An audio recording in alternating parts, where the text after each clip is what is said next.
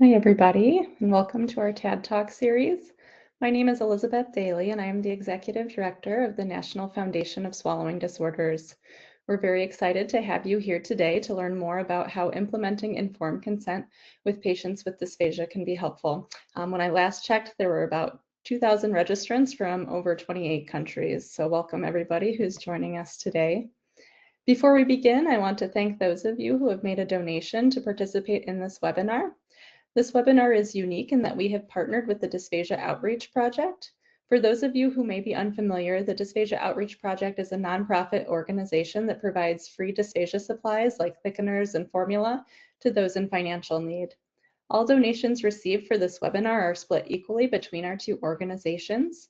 In the spirit of Giving Tuesday, which is today, if you would like to make a donation, you can scan the QR code here on the screen.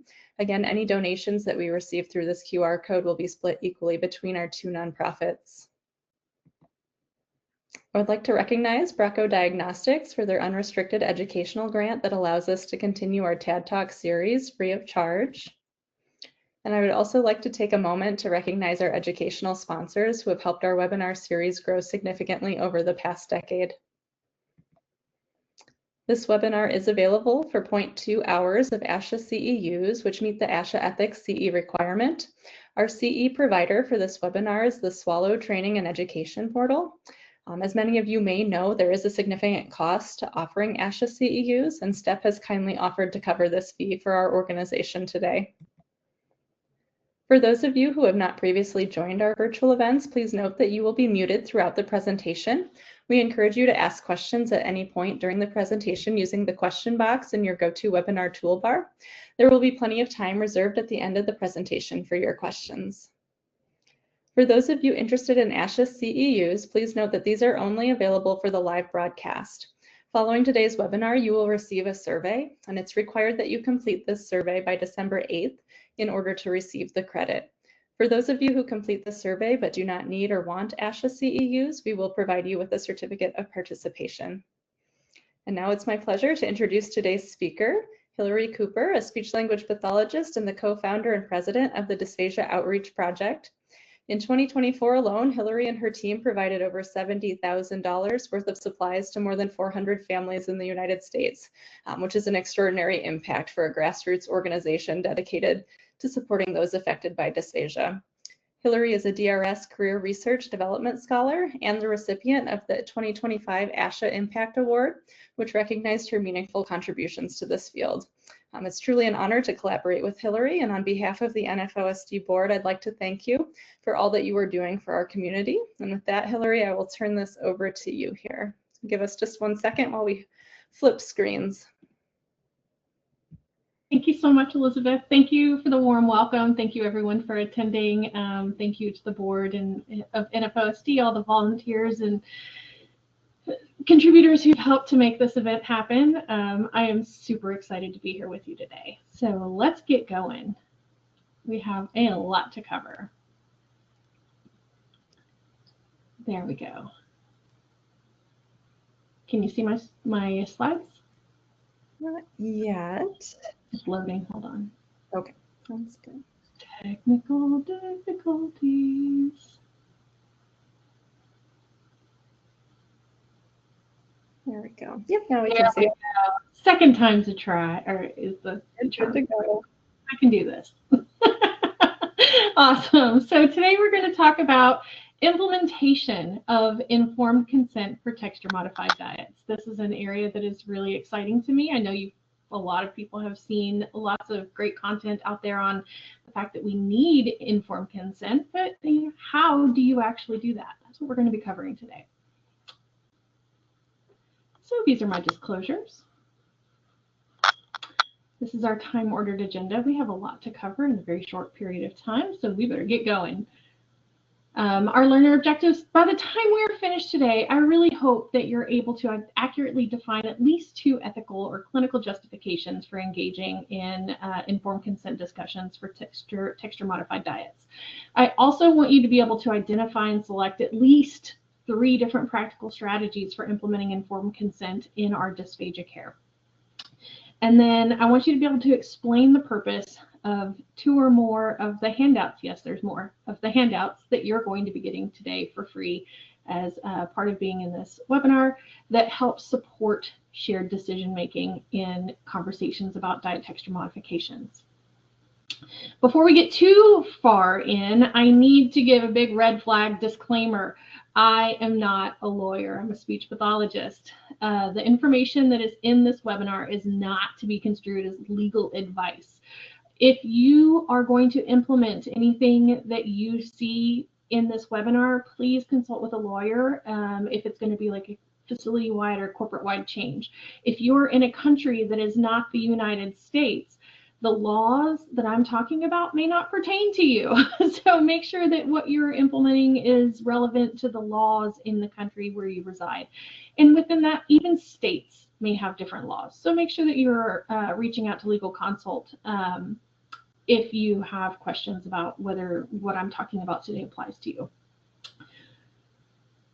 Also, this webinar is about adults. It is about informed consent discussions for adult patients with dysphagia. This isn't for pediatrics. It wasn't designed for pediatric or adolescent conversations. That's a whole different ballgame. So please don't take any of the information from this and try to apply it to a population it wasn't intended for. And then also no generative AI was used in the creation of this webinar. I am going to give you a bunch of free handouts and resources, but I am going to ask that you only download them from our website. It's not because I'm like greedy and I want your email. It's because I know that they're gonna be updated, and because I'm a perfectionist and I'm going to get feedback and I'm going to update them. If you download them from us, then I can contact you, or I can send you the updated version when it gets updated. If you get it from your best friend who sent it to you, then you may not get the updated version and may not have the most current and up-to-date resources. So make sure you download any of the resources directly from our website. They're all free, but it will just make sure that you have the most accurate and up-to-date information. And then also, please don't reproduce my webinar without my permission, please. So before we get really going, I want to set your mind thinking about the legal definition of dysphagia. So we know there is some controversy about what the clinical definition of dysphagia may or may not include, but in the context of informed consent, which is a legal process, we want to make sure we are using the legal definition of dysphagia, which in this case incorporates the emotional, cognitive, sensory, and motor acts of moving food or moving a substance from the mouth to the stomach, or failure to do that, resulting in dehydration, malnutrition, and posing a risk of choking or aspiration. So we're going to briefly cover what are texture-modified diets. So dysphagia impacts about 6% of the people in the world, of adults, and about 50% thereabouts of long-term care residents. We know that texture-modified diets and feeding tubes are widely used to prevent aspiration and choking. We know that the use of texture-modified diets has evolved and is evolving as we gain new knowledge in safety, ethics, patient autonomy, and clinical research. So with all that in mind, what is a texture-modified diet? So that's when we modify foods or liquids to make them easier to swallow, or modify the characteristics in one way or the other to try to reduce negative outcomes and increase positive outcomes. So it may reduce the risk of aspiration or choking risk. We may do it to maintain nutrition or hydration because of efficiency issues, and we may do it to improve comfort or mealtime safety. We're going to talk about all the evidence about those in just a little bit. Texture-modified diets require individualized prescription, meaning they are not one size fits all, right? And according to ASHA, best practice is that we should be using instrumental assessments to help us identify the risks and the benefits associated with using different texture-modified diets. So going blindly isn't going to necessarily give us the information we need. We need to have instrumental assessments when we can.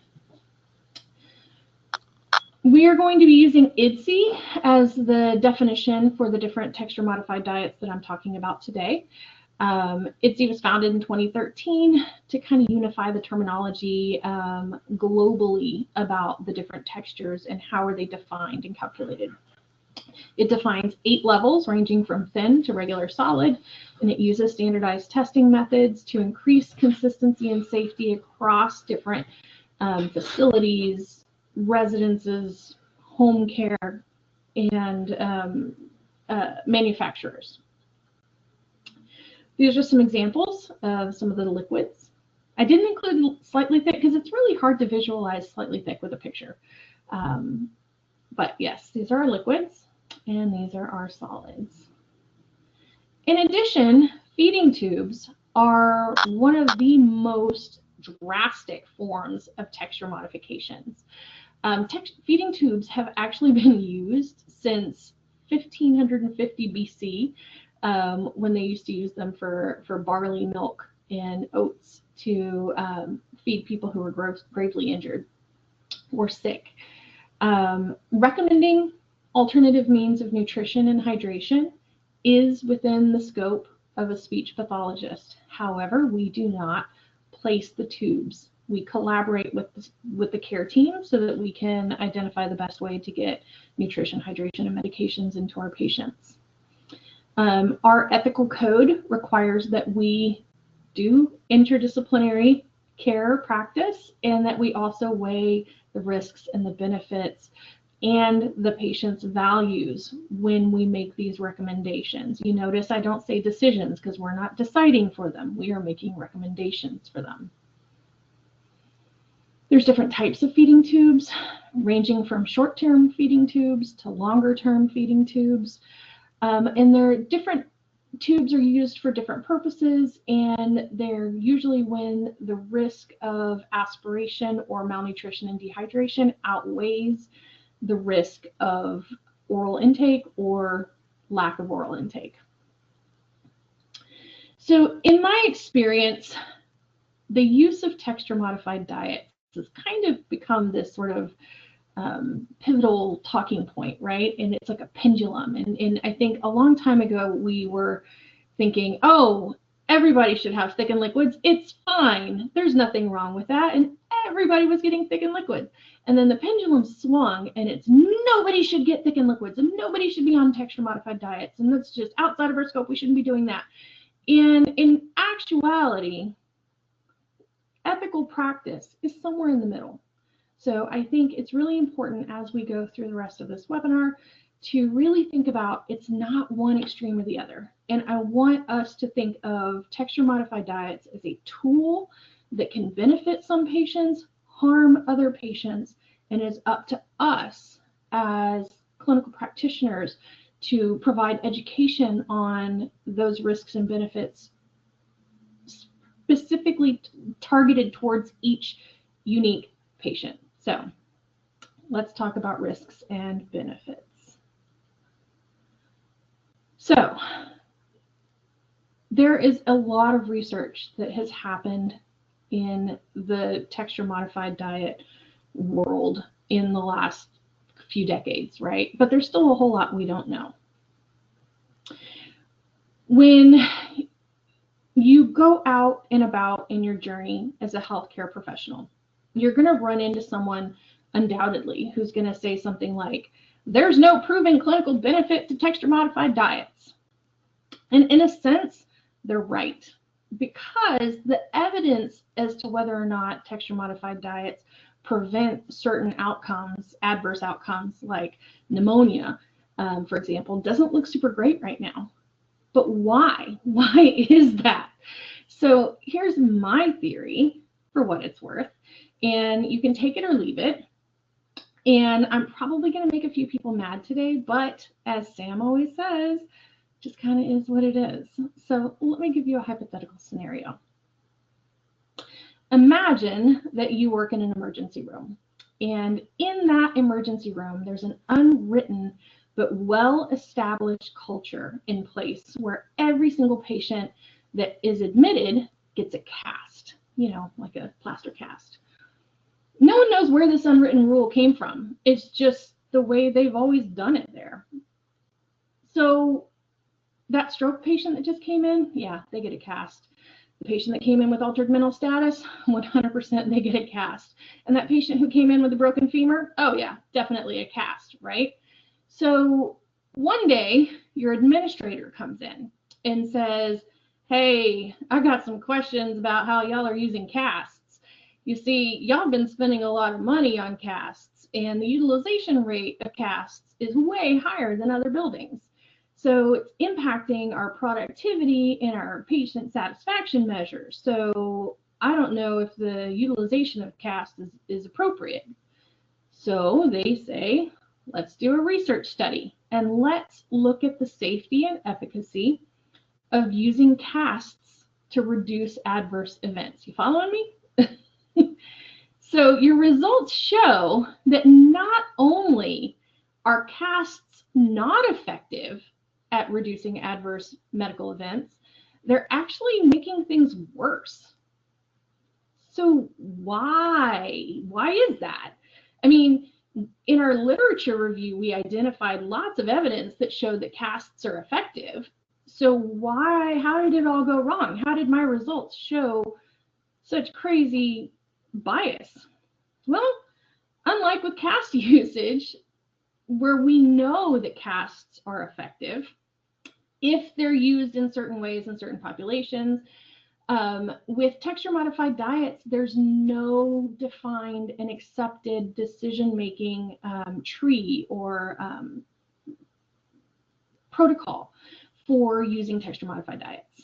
Our field has zero consensus about when and how we should be using texture-modified diets. There's vague, we should use an instrumental. Okay, but then what? When you perform a chart review or a retrospective study looking at outcomes associated with texture-modified diets, they're inherently going to be biased. They're going to be confounded by the variability in practice patterns between clinicians. So one clinician may thicken liquids based off of penetration, whereas another one wouldn't. Some studies define dysphagia based off of a CPT code or an EAT-10 score. Others define it very strictly based off of instrumentation and PAS scores. So if a lot of the studies out there are inherently flawed in their methodology, then their results are inherently flawed as well. So there are some studies out there, some really great ones, where the authors really button up their methodology and they nail down who is getting thickener and when and why and how it's indicated. But sadly, those are in the minority right now. So in order for us to really truly determine the safety and efficacy of texture-modified diets, we need to have increased rigor in the research that's out there.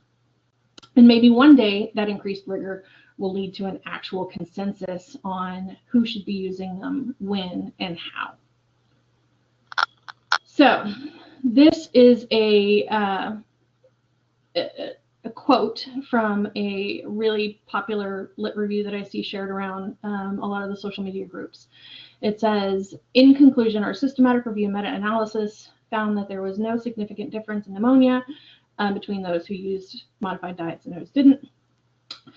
The result, however, should be interpreted with caution owing to the limited generalizability of the study populations in addition to potential biases inherent in the studies examined. So again, read those articles with a critical eye and look for those flaws in the methodology that could be warping or skewing the data. That lack of rigor in dysphagia research is why Dr. Rogus Pullian, the Frontiers Collaborative, have proposed this framework for increasing the rigor in dysphagia research. If you're a consumer of research, you should be aware of this framework and you should look at the questions that it asks. And when you read articles, think about those questions and ask them yourself. If you're a dysphagia researcher, let's double down on our rigor and try to get really trustworthy and transparent results. And as a new researcher myself, this is something that I really think about. It's something that keeps me up at night. And what I've learned is that our field has some real brilliant methodological geniuses, and they're so generous of spirit and willing to help. So if methodology isn't your thing, then find mentorship with someone who it is, because our field needs it to get some true answers. Okay, off the soapbox. So please keep in mind as we navigate these articles, these handouts, that the research in this area has grown tremendously, but we still have a lot more to grow. If you find an article that is not included in the review that I'm about to show you, then please email me and send it to me. I want it, trust me. I will be updating this and emailing the people who've downloaded this document as updates come in. I'm only one person, and there's tons of articles out there. So again, just a reminder, please download it directly from our website so that you can be notified whenever we update it. So I'm going to, we're going to take a tour real quick. I'm going to unshare. I'm going to I can technology. I promise I can technology, y'all. Here we go.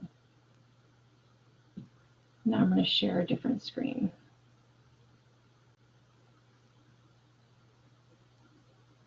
There we go. I did it. Yay. I feel like I should get a cookie. Okay.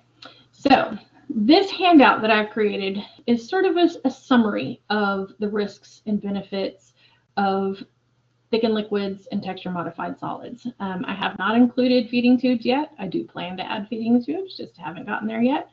And again, this is by no means a comprehensive review of every single article that's ever been published on the subject. So if you have a good one that needs to be added, please let me know. One other note is that I did not use, I think there's maybe one or two really good systematic review or meta-analyses. And I did not include any opinion pieces. Opinion pieces are where people take snippets from other people's articles and they form an opinion paper. I did not include any references to those.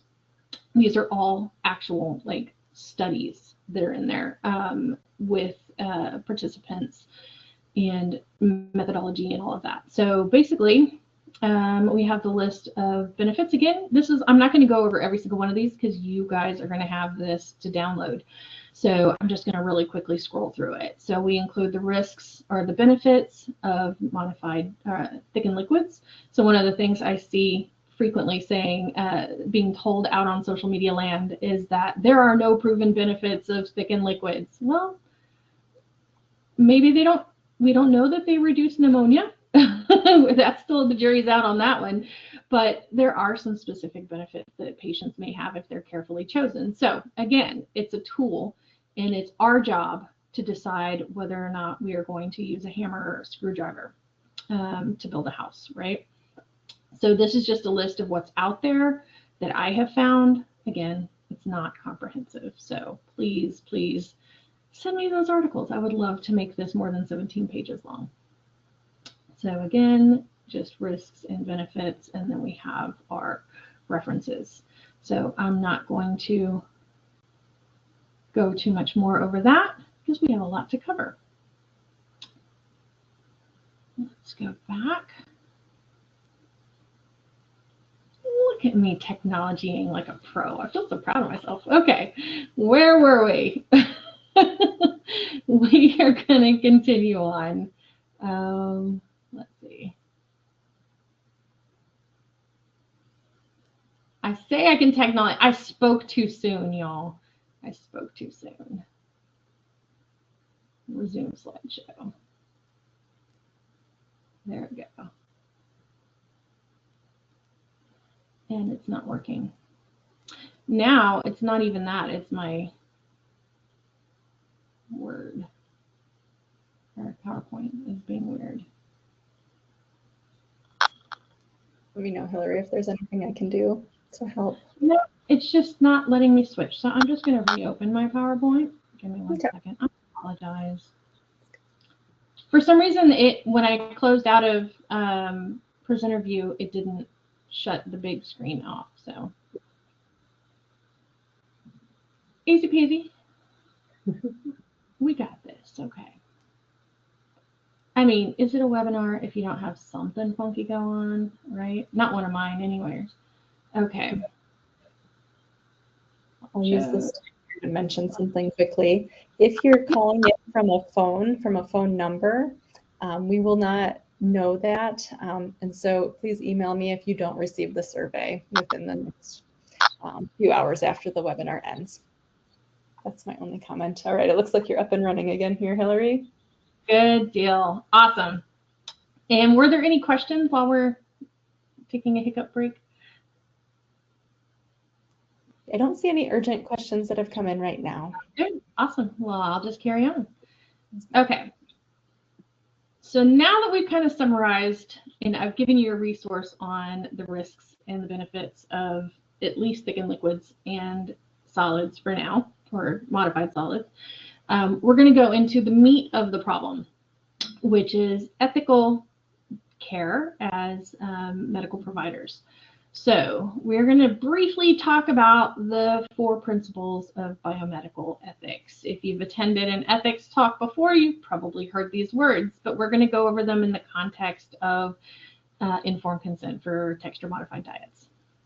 So the 4 principles of biomedical ethics are autonomy, beneficence, non-maleficence, and justice. So autonomy is basically stating that self-rule that is free from both controlling influence by others and from limitations such as inadequate understanding that prevent meaningful choice. So patients have the right to make meaningful choices about their healthcare. Within that, they have 2 components, which is liberty, which is the independence from controlling influences, and then agency, which is the capacity for intentional action. Those are both really important when we start to talk about the legal side of informed consent. So ways that you can support patient autonomy is to tell the truth. So don't lie to your patients and say, if you drink thin liquids, you're going to get pneumonia and you're going to die, right? That's not telling the truth. Respect the privacy of others. Protect confidential information. Obtain consent for interventions with our patients, and then when asked, help others make important decisions. So, you know, we can facilitate knowledge, these 2 components right here, the liberty and the agency, to help people make good decisions regarding their health care. Beneficence, which is basically morality, requires not only that we treat persons autonomously and refrain from harming them, but also that we contribute to their welfare. So it's not only do no harm, but let's leave things better than we found them, okay? 2 types of beneficence is there's positive beneficence, which is where agents must provide benefits, and then utility. This is really important in informed consent. Utility is where we, the agents, must balance the benefits and the drawbacks to produce the best overall results. Now, within the benefits and the drawbacks is going to be patient values and patients' choices, right? So that's going to be all part of that utility picture that's going to help us walk patients through informed consent. For healthcare providers, that means that we need to act in the best interest of our patients, promoting their well-being and taking positive steps to prevent or remove harm. But it must be balanced with other principles, as what is medically beneficial may not align with a patient's preferences or values. So again, making sure that we balance not only the medical side, but also the person-centered care side. Non-maleficence is do no harm, basically. So examples are do not kill, do not cause pain or suffering, do not incapacitate, do not cause offense, and do not deprive others of the goods of life, which could be interpreted as eating and drinking, right? Things that cause happiness and quality of life. While diet diet restrictions may reduce aspiration risk. They can also lead to decreased quality of life, nutritional deficits, dehydration, especially if those diets aren't strategically chosen for that particular individual. So we have to weigh constantly the potential harms and goods to ensure that the recommendations we make are evidence-based and not just driven by risk avoidance. So just because your facility is uncomfortable with someone eating a regular solid doesn't mean that we should automatically go, oh, well, I see your discomfort as the administrator, and I'm just going to put them down on a puree to make you comfortable, to get you off my back, right? That's not ethical. There's also the doctrine of double effect. So this is where we have to understand that just about every single medical intervention, and think of all the different medical interventions that we see on a daily basis, almost all of them have both a positive and a negative effect. So that's the doctrine of double effect. So ethically, we can justify allowing a harmful effect, knowing that it will bring out a proportionally good effect, right? So they need to balance each other, ideally. And again, what weighs one side down versus the other also includes patients' preferences, values, goals, wishes, those kinds of things as well. So it's not just the medical side, and it's not just the throat, okay? Justice, this is a soapbox I could get on for so long because justice is really important to me as a nonprofit founder. So the right to a decent minimum of healthcare. So in dysphagia management, that means equitable access to evidence-based therapy interventions, as well as equitable access to the supplies and materials needed to be able to facilitate those interventions. So putting someone, recommending a texture-modified diet to someone and sending them home from the hospital on a texture-modified diet, knowing that they do not have the resources to acquire the supplies that they need to be able to be consistent with that diet or to use that diet, is not holding up the justice side of ethical care, right? You're placing that patient in a situation where they cannot succeed, and that is unethical. There's compelling evidence that shows that healthcare has been covertly distributed on the basis of these properties, resulting in, shocker, a differential impact on women and minorities, right? So we've been taught by the corporate machines that run our healthcare system to turn a blind eye to health equity issues, access issues, in the line of, that's not your problem, you can't bill a code for that, we can't get reimbursed for it, so it doesn't matter. But justice demands that we as practitioners and institutional policies are applied consistently and ethically across all patients, regardless of age, race, income, or disability status. So if you know that you see patients that come into your place, your facility, say your outpatient modifieds, your outpatient fees, and you have patients come in who routinely have difficulty accessing the supplies they need, then your facility should be providing to everyone who comes in resources such as Dysphagia Outreach Project, so that those who can't afford it have the resources available to them. So stick a little card, a little flyer, I make little badge buddies, right? So that way you're not singling anyone out, but you're also providing everyone with equal access to resources so that they can succeed. Now, those 4 principles of biomedical ethics all play into shared decision-making. So shared decision-making happens when clinicians and patients have a conversation, novel concept, right? Where we're able to sit down and present the evidence to help our patients make a decision and to support them in making the decision. You notice I didn't say tell them what to do, put them on diets, right? Change their consistency without their consent. None of that is shared decision making. Shared decision making is having a conversation, having either an unstructured or structured conversation where you lay it all down, you talk about your side, they talk about their side, and you come to a shared mutual understanding. One of the first documented legal cases about a patient who successfully sued someone for failing to use shared decision-making happened back in 1957. And it was a case where a patient had to have I think it was like a coronary, like an arterial bypass something, and they ended up having a clot that basically resulted in paralysis. And they were not informed that the procedure that they were going to be undergoing was possibly putting them at risk for paralysis. So they sued the doctor for not informing them of the risks and the benefits of the procedure, and they won. And that's the first case that was documented where somebody actually sued someone for not informing them of the risks and the benefits of a case and won.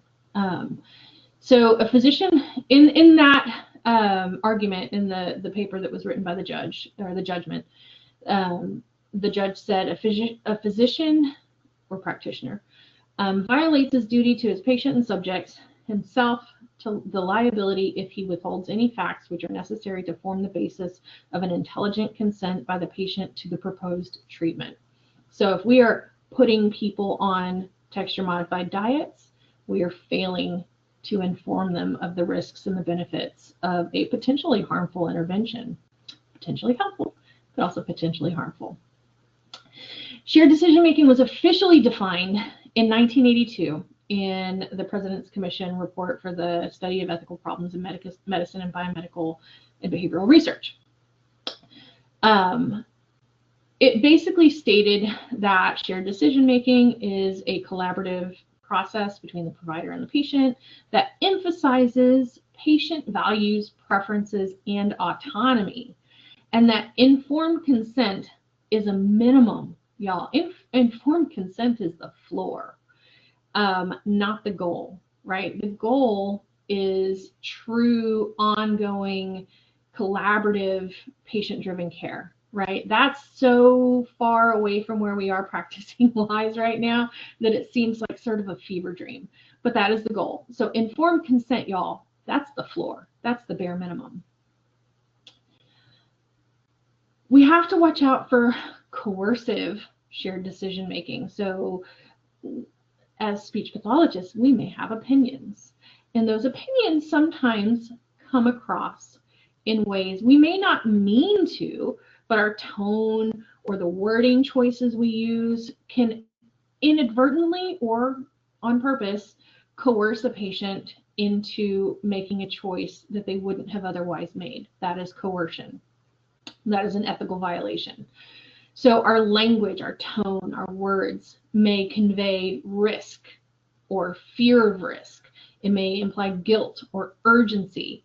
And in those cases where we are not being fully neutral and impartial, then we could tip the balance with using that emotional manipulation, and true shared decision making isn't happening in those cases. So in that, consent would be given, but not freely given, right? So in order for us to have good shared decision making, we keep our thoughts, opinions, biases out of the room. Anytime I go to see a patient, all of my personal beliefs, feelings, thoughts, religion, politics, everything, where does it stay? Outside of the room. It has no place in there, right? I may have feelings about feeding tubes, but it's not my place to tell the patient that, oh, I would never have one, right? I say that. But would I? I don't know. I haven't been put in that situation. So our thoughts, our opinions stay out of the room, or else we run the risk of being coercive. Some characteristics of non-coercive shared decision making. This is our goal. This is what we should be aiming for, is making sure that we are presenting the risks, the benefits, and the uncertainties. There's a lot of unknown in the space of diet texture modifications. So a lot of times we just have to say, I don't know. I can't answer that. We should encourage questions. We should encourage reflection. So don't pressure them to, I need you to make a choice right now. We need to encourage reflection, and we need to encourage discussion. We should respect our patient's autonomy, especially if that choice of the patient's differs from our preference.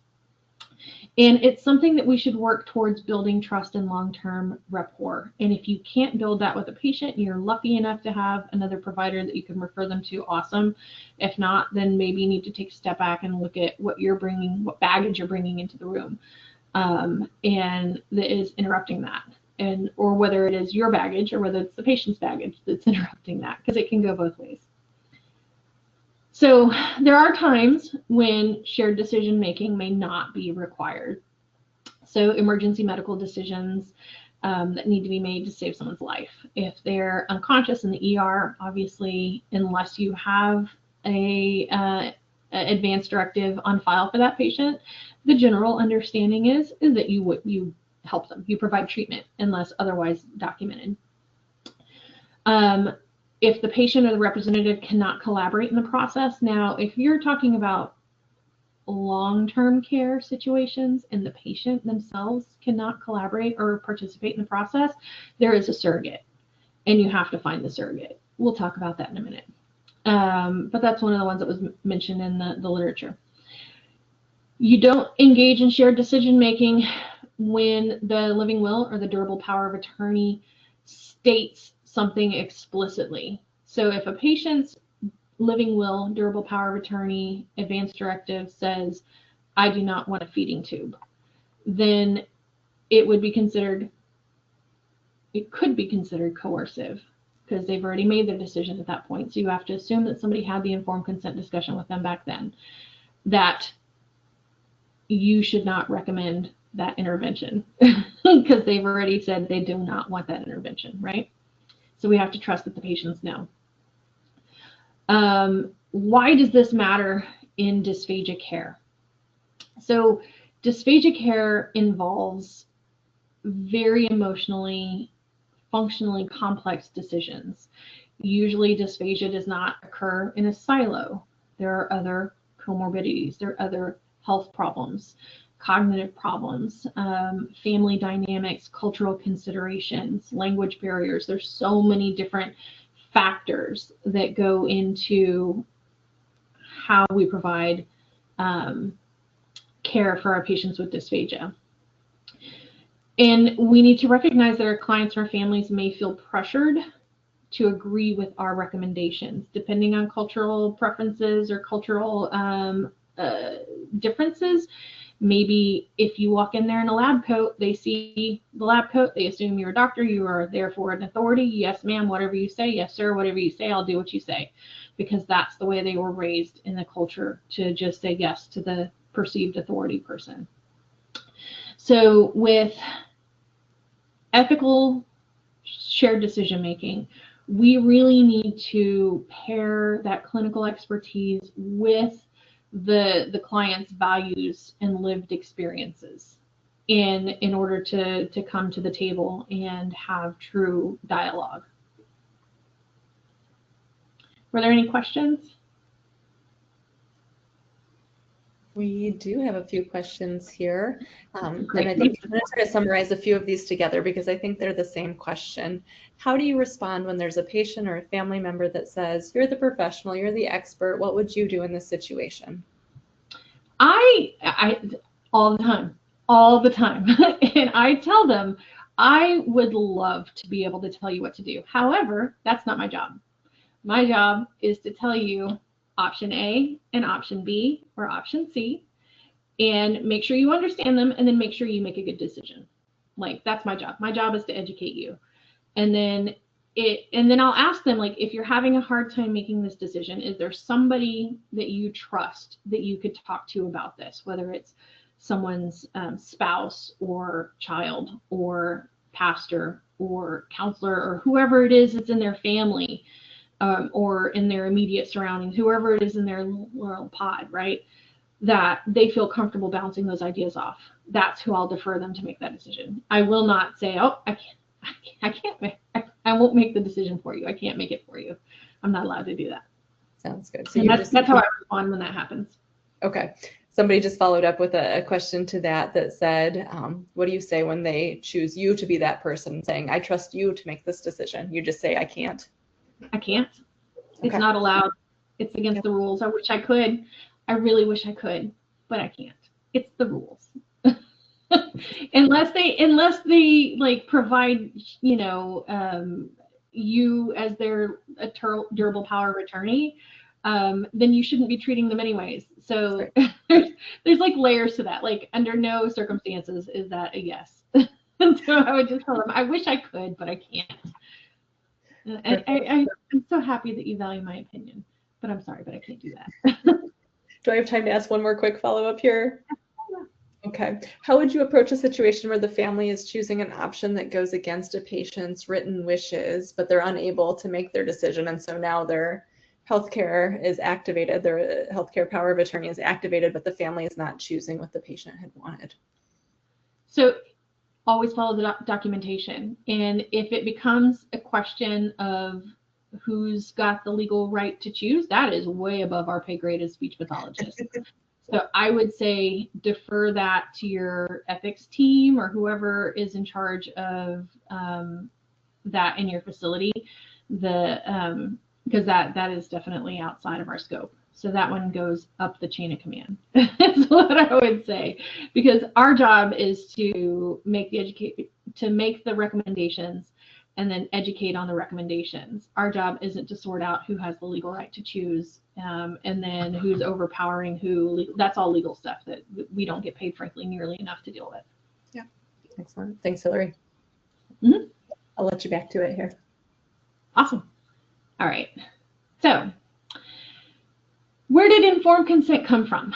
So you all have heard probably, I hope, of, and this again is relevant to our United States residents only. If you're joining us from outside of the US, thank you for joining us. This isn't relevant to you specifically.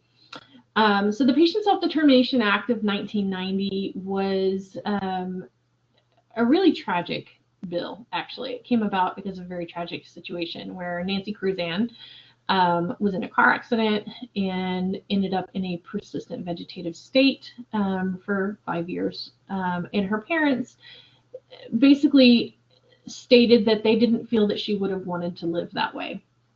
So they requested that her feeding tube be removed once it was fully established that there was no likelihood of her coming out of the persistent vegetative state. A whole lot of lawsuits happened. So they ended up suing the hospital and won. The hospital appealed, and then the hospital won, and then the family appealed. They went to the Supreme Court, and the Supreme Court said, sorry, there's just not enough evidence to show that that's actually what she would have wanted.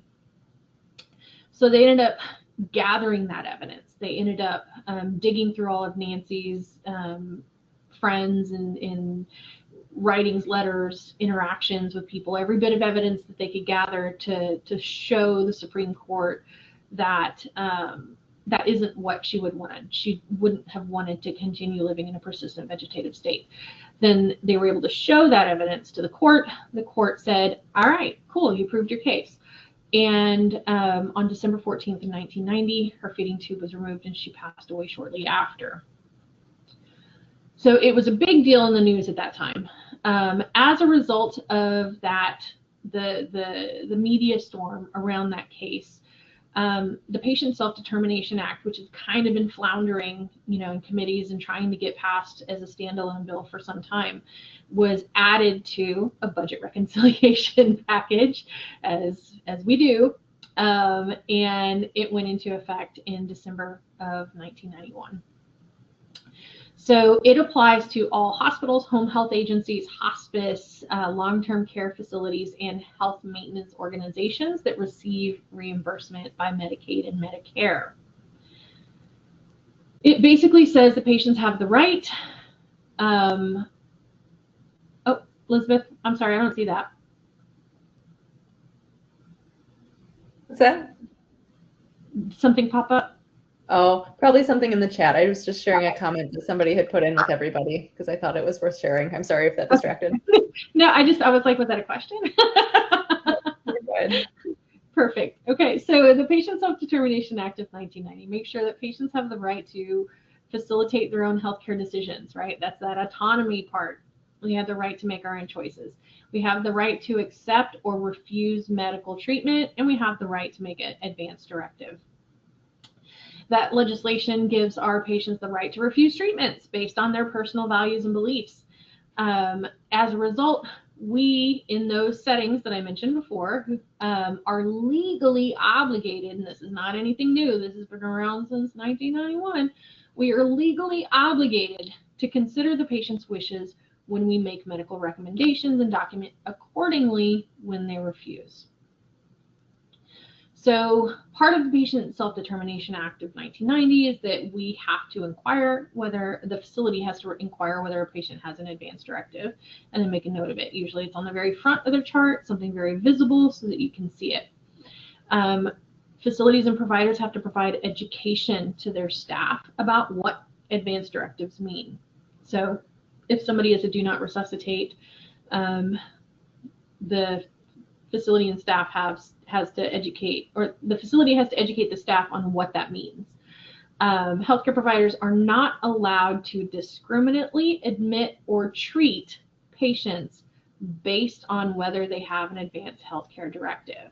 So under this umbrella comes this ethical quandary where if someone disagrees with the diet recommendation we make, is it ethical to discharge them from therapy? I would say no, it's not ethical or legal to do that. So that's something that happens in our field where, well, they wouldn't follow my recommendation, so I'm just going to discharge them from therapy. Well, you just did a double whammy ethical violation there.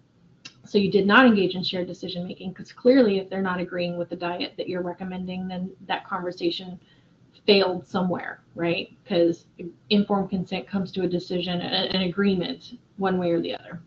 And if you're throwing a hissy fit or a tantrum because they didn't agree with you and discharging them from therapy because you're afraid that because they chose differently that you're going to place yourself at liability, you're putting yourself actually at liability for ethical or legal violations from that. The family could sue you and they might have a case, right? So why not just use a waiver? This is something I, as a mobile fuse provider, I hear a lot. Why? Well, we have waivers. Why would we want to change what we're doing? We have waivers. Well, people use waivers because they think it protects them from liability if the people don't agree with the recommendation that was made, right? So the foundation of a waiver is that we told you to eat puree and nectar thick liquid, you won't do it, so I need you to sign a waiver saying that if you do anything else, then you won't sue us. So there's a lot of legal and ethical implications that aren't being understood when you're using this line of thought. Frankly, diet waivers will not hold up in court. The lawyer that I consulted with when I was creating this webinar and doing my dissertation research jokingly laughed to me that his daughter's college was paid for by facilities that use waivers. So if you're an administrator and you're in the audience right now, or you're in any of the administration side of things and your facility uses waivers, then you're setting yourself up for paying some lawyer's kid's college. Just letting you know. Why is this? Because waivers don't include all of the components that are required to obtain informed consent. So it's basically a hold harmless agreement where the patient says, you know, I won't sue you as long as you let me do what I want to do. That's not really informed consent. So even in cases like trampoline parks, extreme sports, things like that, waivers don't hold up in court. And they don't shield the facilities or the proprietors from negligence, which failing to give informed consent could be construed as negligence. So even if the patient signs a waiver, the patient may be able to successfully sue for malpractice if the facility and the clinician were determined to be negligent in one way or the other. So hold harmless does not equal informed consent. Those are not the same thing.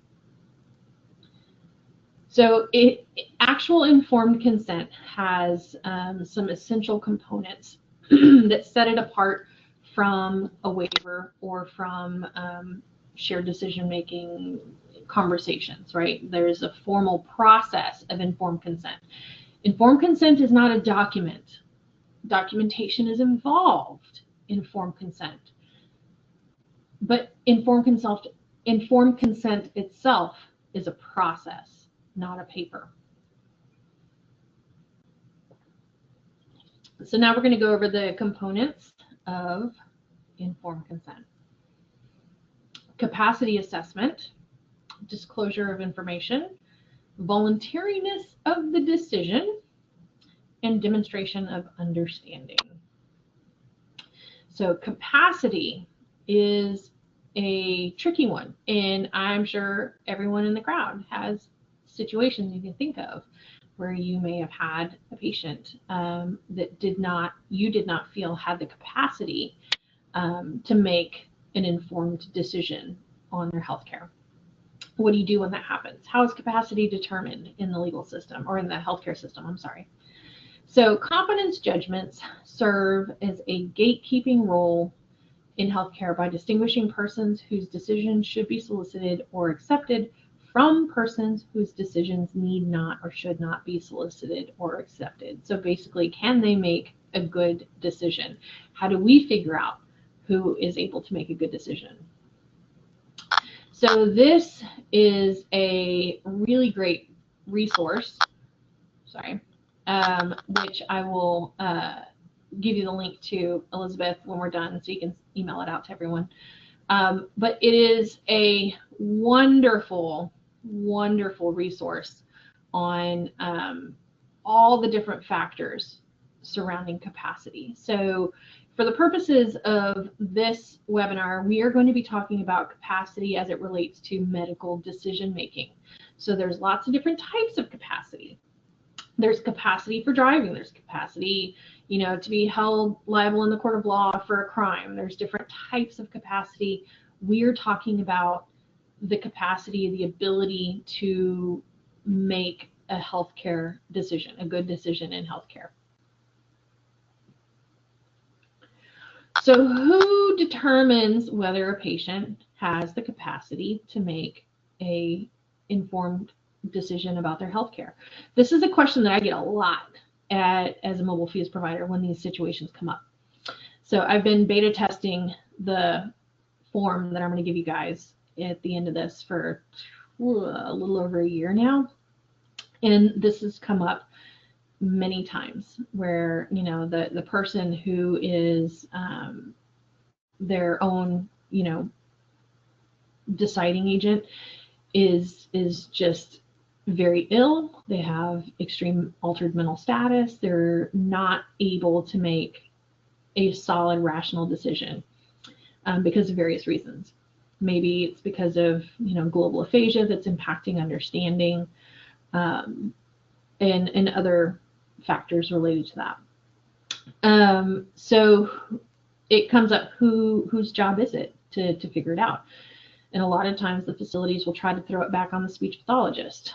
You notice they're not on this list. Speech pathologists are not on the list. So it's generally MDs, physicians, psychologists, psychiatrists, and licensed social workers, who may not determine capacity.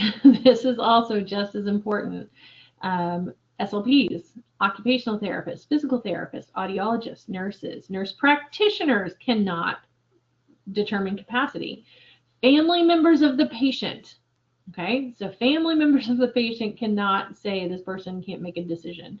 And administration cannot. So if your facility has a social worker, I'm sorry, it falls on them, or your primary doctor or whoever's treating the patient. It's their job to handle the capacity decision making, not speech pathology. Even though we do cognitive assessments, that's not within our scope of practice. Now, the person doing the judgment may ask us our thoughts, but we're not the ones who make the final judgment. So legal criteria for capacity. is orientation to time, place, person. They have to be mindful of that, sundowning, fluctuating capacity, or fluctuating orientation. So maybe they're fine, but they have, in and out delirium, altered mental status, times when they're just not alert and oriented. They have to be able to understand relevant information. So if they have receptive aphasia, then if understanding language is a barrier to them being able to understand the relevant information, then either we need to adapt how we're presenting the information so that they can understand it, or we need to find them a surrogate to help them make the decision. The risks and the benefits need to be understandable by the patient. So we can't just spout off a lot of really complicated medical terms and expect them to understand what we're talking about. We need to make sure that we are including the consequences of all options, including refusal of treatment, so risks, benefits, and the option of doing nothing, changing nothing. Patients should be able to clearly and voluntarily express, either verbally or otherwise, their preference. There should be no coercion, right? Again, our language and tone and words we choose should be very neutral during this whole process. We shouldn't be trying to push them one way or the other. And if someone is in the meeting who is doing that, then they need to be removed because that's coercion. Capacity evaluation is very complex, and it is interwoven with legal issues, which is why, as a speech pathologist, sorry, my cat feeder just went off. As a speech pathologist, I am so thankful that I am not part of that process, or the one in charge of that process, I should say. So I've included a summary sheet in the handouts, which we're going to go over in just a little bit, about capacity. That we're going to review. So it is coming, y'all. I've got a freebie for you. It's on the way. So disclosure. Disclosure is where the rubber hits the road, right? That's where what we think of as informed consent actually happens. So capacity has been determined. We know who's the decision maker. Now we have to disclose the risks and the benefits. So how does that process work? The practitioner is filling out the informed consent document in its entirety, again, risks, benefits of all options, and making sure you're not skipping risks and benefits because of your own personal bias. The form has to comply with all specific state laws and regulations, and for our people overseas and in other countries, it needs to make sure that it is compliant with the laws and regulations where you live. So the form that I have may be invalid where you live. So just keep that in mind. You need to make sure you include the risks, the benefits, and alternatives, all documented, okay? And that this is so important. This is so important. We need to make sure that we avoid using languages that could be considered a guarantee about any result or treatment outcome, right? So things like, I have been in facilities where I saw a nurse snatch a coffee cup from a patient and say, you can't have that. If you drink it, you're going to get pneumonia and you're going to die. Right. So many red flags. And that is that guaranteed language, right? If you drink this, you will get insert blank. If you choose this diet, you will choke. If you choose this liquid, you will aspirate, right? We don't know that. We can say it may happen, but we can't say you will, or you shall, or it's going to happen. Because that's above our pay grade.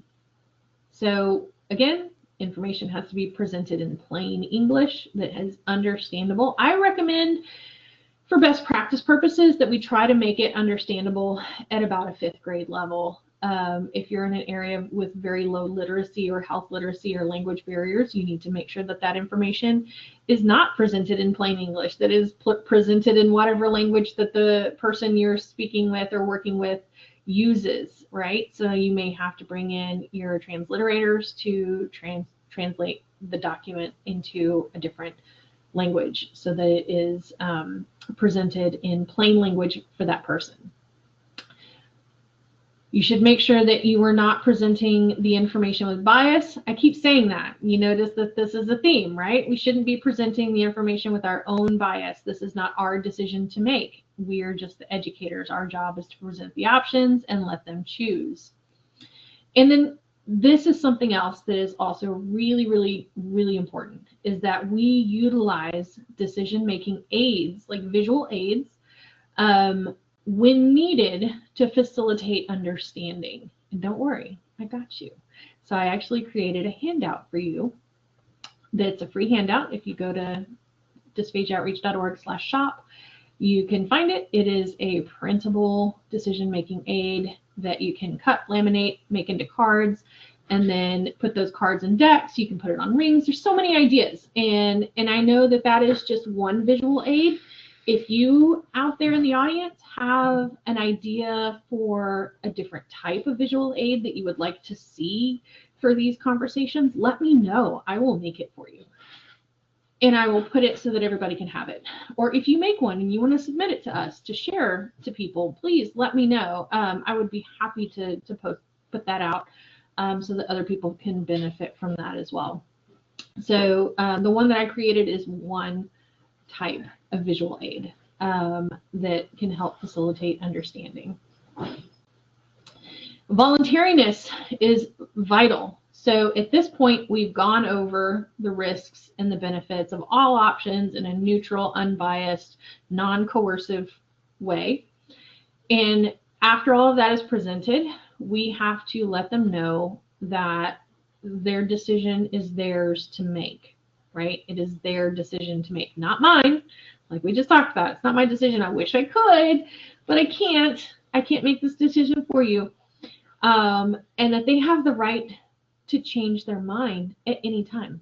So they have the right to withdraw consent at any time, right?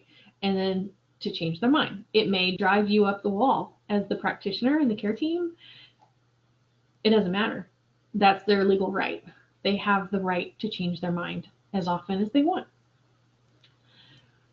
The patient needs to be given the opportunity to ask questions. So you can't steamroll them into signing it. You have to give them the opportunity to ask questions. And then they have to demonstrate understanding. So how do we demonstrate understanding? Well, the most commonly cited way to achieve this part of informed consent is using teach back.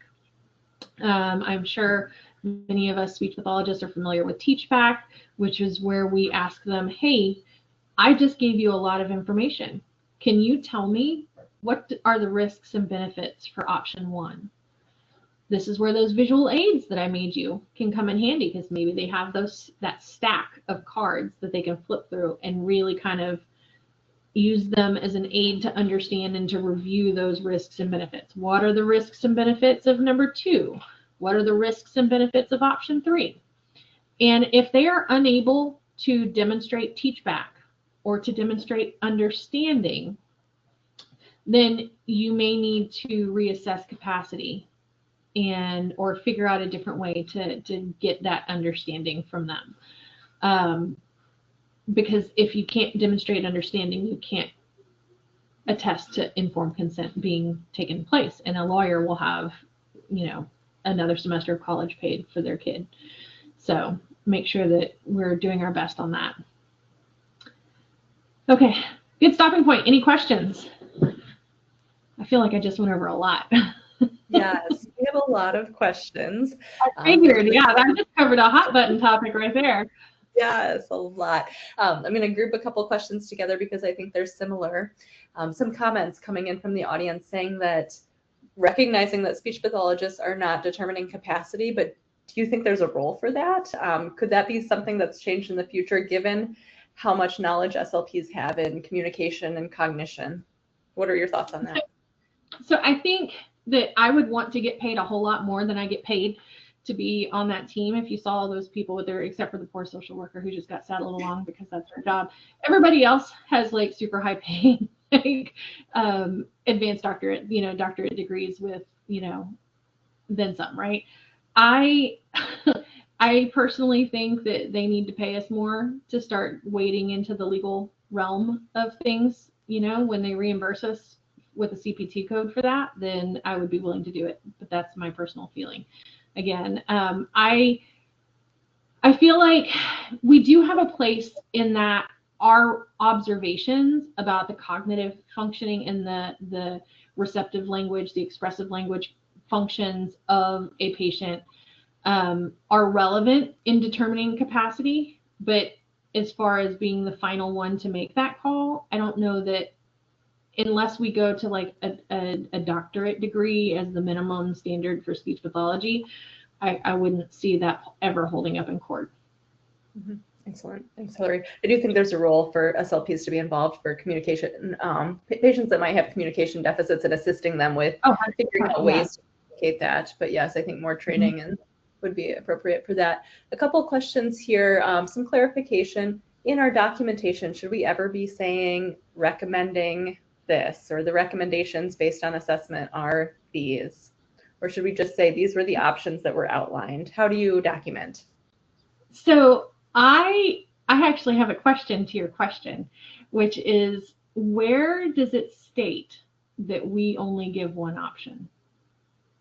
Yes, that's a great question. I will say, from the facilities that I've worked in our documentation, it says diet recommendations, liquids, solids, strategies, where we type in that one recommendation that says recommend this, this, and this.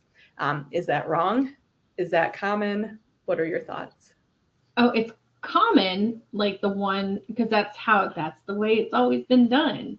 My fees business changed, oh gosh, a couple of years ago, several years ago now, away from that, because I realized it's not my job. By giving one recommendation, we are implying that it is our job to make that decision for our patients, right?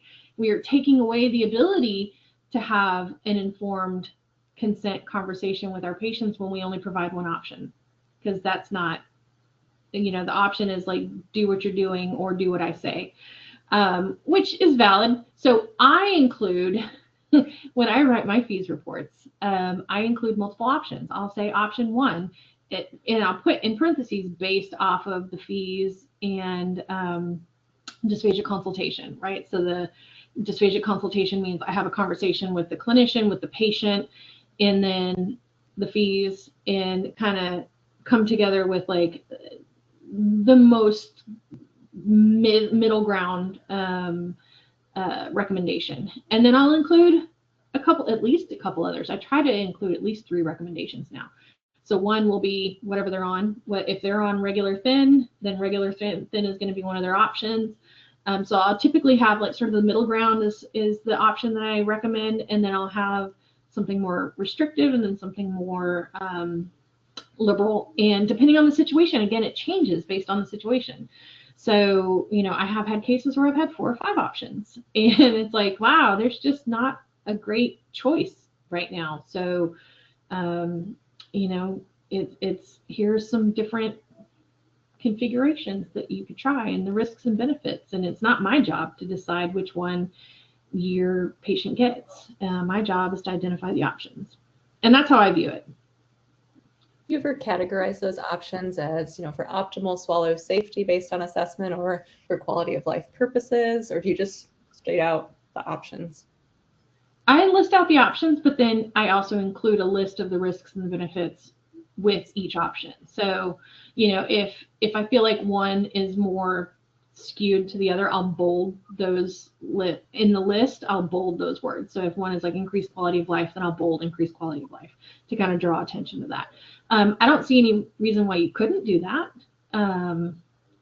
as long as you watch out for coercive language, and then that guarantee language where, safest option Is it though? Like, if I'm not feeling emotionally safe, is it a safe option?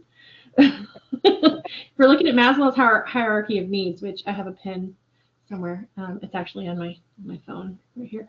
If we look at the base of Maslow's hierarchy of needs, if my foundational needs aren't being met because of the diet I'm on, then I can't self-actualize as a human being. So how you define risk it's a very specific thing to each patient. So I would include it in the list, but if you were to organize them by risks or by benefits, just watch out for coercive languages. I can see how that could go that way. Yeah, I'll ask one more question here and let you continue.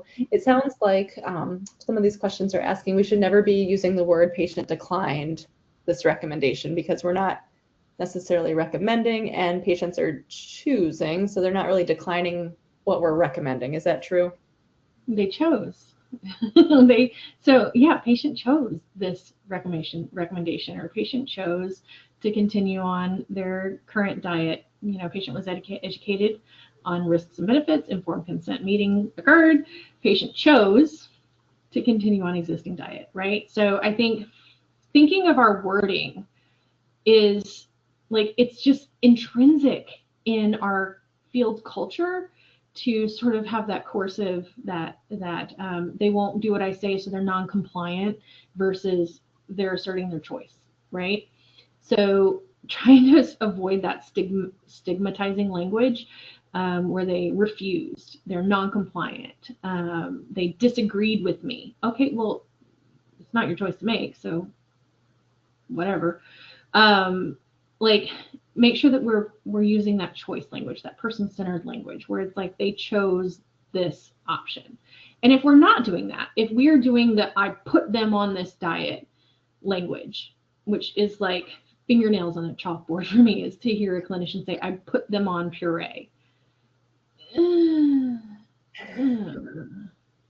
Okay, what did they have to say about it? Like, that's what comes to my mind, is like, I put my dog out. I didn't give my dog a choice. I put my dog out, right? My dog chose to go out. That's a completely different scenario. So, like, let's rethink the wording that we're using around these situations. And I think I've noticed that across fields too, where, for example, our pediatrician has said family opted not to pursue, XYZ rather than declined this. Mm-hmm. So perhaps across disciplines too, but I will let you continue with your presentation. Thanks for answering those questions. Awesome. Okay, so we are going to talk about the ethical landscape of texture modified diets. So for the purposes of this, I am most familiar with the ASHA ethical code. If there are physicians in the crowd, please say there's physicians in the crowd. I would love that. If there's physicians in the crowd, if there's any other occupation represented in the crowd, you should look up your own specific code of ethics, because every profession pretty much has one. So, especially in healthcare. So look up your code of ethics. I kind of talked about this from the perspective of speech pathologist, because that's what I am. So in ASHA's code of ethics that we attest to whenever we renew our ASHA Cs every year, individuals shall obtain informed consent from the persons they serve. It doesn't say they might, it says they shall. That's legal, you got to language. About the nature and possible risks and effects of services provided, technology employed, and products dispensed, including thickeners and modified diets. Also includes informing persons served about possible effects of not engaging in treatment or not following clinical recommendations. So we have to give rounded informed consent. So examples of this is completing the informed consent process, you get an A+. Skipping the informed consent process because you know what's best for the patient, oh, my friend, no, that is not okay. And you are not only violating the patient's rights and the principles of biomedical ethics and national law you're also violating the ASHA Code of Ethics by practicing that way. Principle 1M, individuals may make a reasonable statement of prognosis, but they shall not guarantee directly or by any implication the results of any treatment or procedure. Does this sound familiar? We talked about that earlier. It's one of the principles of biomedical ethics. So an example is using the bolus framework to determine the risk of adverse events from aspiration. Yes. And then presenting that to them in a neutral way. That is a gold star, smiley face, happy time. Good job. Telling your patient that if they drink thin liquids, they're going to get pneumonia and die. It's not the vibe that we're looking for right now. Principle 3C, individuals shall not misrepresent diagnostic information, services provided, results of services provided, products dispensed, effects of products dispensed, or research and scholarly activities. So a good example of this being maintained is telling patients that clinical swallow evaluation alone cannot identify aspiration risk. Correct. That is representing the evidence and services provided appropriately. Telling your patients that texture modified diets have quote unquote no research to support them, so you're not going to recommend them. That is, again, not the vibe we're looking for. That is setting yourself up for multiple ethical and legal violations. And again, if you end up getting sued by one of your patients and get caught doing this, you are going to be paying for that lawyer's kid's semester of college. So let's try to not contribute to that college fund. So look at me, I am right on time, right where I wanted to be. So I am going to give an interactive walkthrough of the various templates and handouts and things that I've created for you, and then we're going to open it up for a really good Q&A session. So get those questions popping in the Q&A section, because we're going to have a good bit of time to go over those questions. And I know this is a hot button topic. You have my brain, please pick it. And before I switch off my PowerPoint, I do want to mention that I have 1,000 pages of references, which I'll happily share the references with anyone who asks. So there we go. So this is our informed consent template.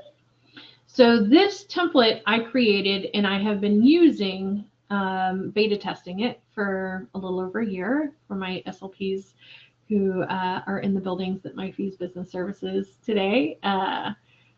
You recognize this, and it has made it a lot easier. I've gotten a lot of feedback from the clinicians that we've been using this form with, and modified it accordingly. There are a few things that I would like to continue to change or to have as options to it. And if there's any volunteers in the crowd, there's quite a few of you here today. So if there's anyone who feels excited about working with templates and wants to volunteer to help me figure out how to put the bolus framework into here, that would be amazing. Or any other risk identification measures or wording that you think might be wonderful in this document, I'm happy to have a conversation with you. So basically, with the informed consent template, we have our basic information. You'll notice that I highlighted everything that needs to be completed. I am ADHD, and if I don't highlight the things that need to be filled out and then unhighlight them as I go, I will forget to do them. and then I'll have John Doe as the name of the patient. So I have them by default highlighted, and the intent is that as you go through and complete the form, you can unhighlight them so that you can mark it as complete. Or if your brain doesn't work that way and you don't like it highlighted, fine, unhighlight it. It's your template, do whatever. But it includes the patient's name, the facility name, the referring SLP, the staff present during the meeting. You ideally want more than just one person, so the SLP plus one other at least representative from the building present, just for witnesses witnessing purposes, so you can avoid a he said, she said kind of situation. Any family present or friends or representatives, you can change the language to however you need to incorporate them. Date of birth, the medical power of attorney if it's relevant. If not, you can just NA. The patient's age. This is a super cool template. I just have to brag because watch what I do when I do this. It auto-calculates the patient's age for you, because if you're an SLP like me, you probably hate math. So it'll auto-populate that. It'll also auto-populate populate the patient's name down here at the bottom as well. So when you want to document the beginning of the meeting, the end of the meeting, whether it was in person, online, the setting that you're in, this is a macro enabled document, meaning these little 3-dot doodads. If you double click them, they pull up a macro. So you can click however many of these you want, hit OK, and it populates that sentence for you. Now you can't reuse this, so you have to make sure that you save it as a different file. And my daughter has a way to make it an actual template form so that it does that automatically. I'll do that and I'll update it in the next update.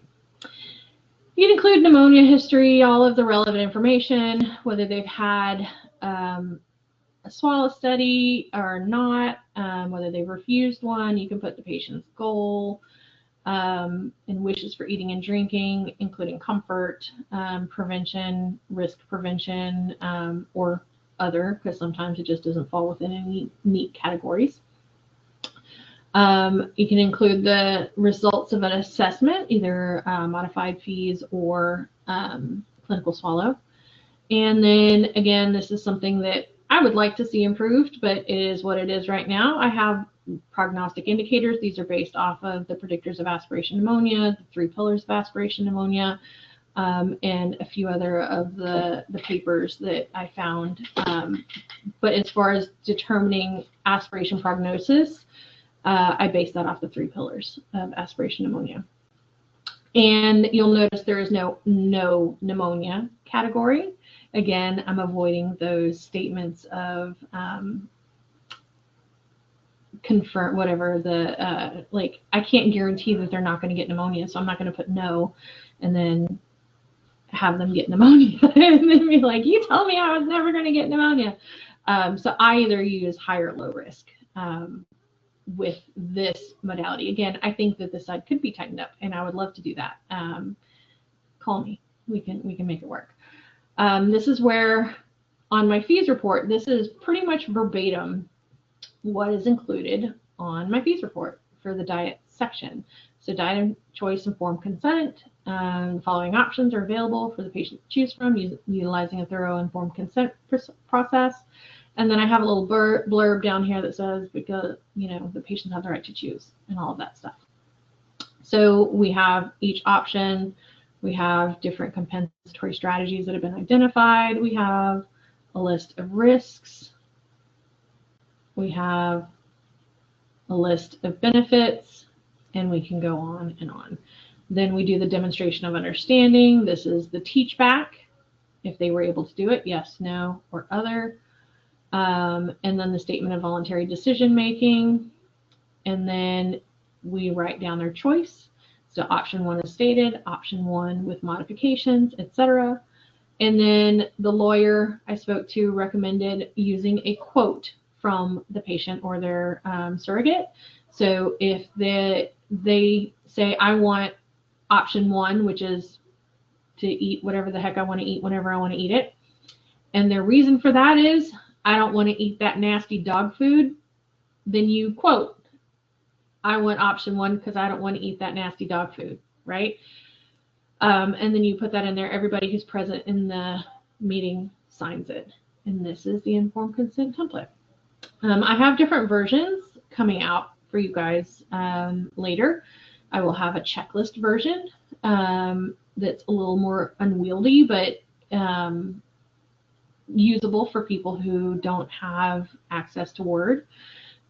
We are also in the, like, so close to being done. We have a website form generator where you can go in and put everything except for the PHI at the top, because I don't want to deal with encryption on that, where you put in the diet and it auto-populates a checklist of risks and a checklist of benefits. And then you can type in additional ones if you need to, and then you can print it in the format similar to this and then go to the meeting.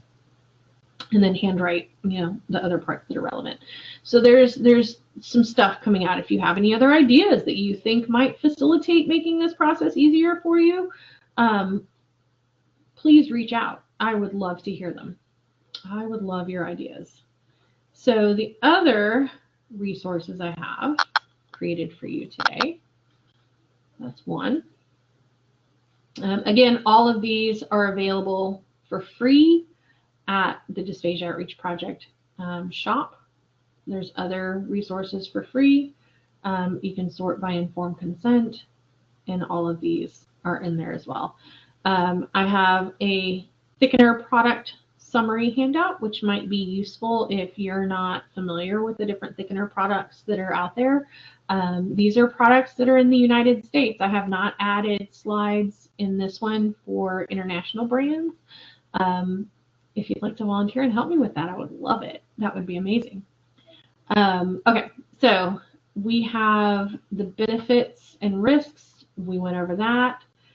This is that Elder Justice Decision-Making Capacity resource guide, which is a fantastic resource. So I will definitely share that with you.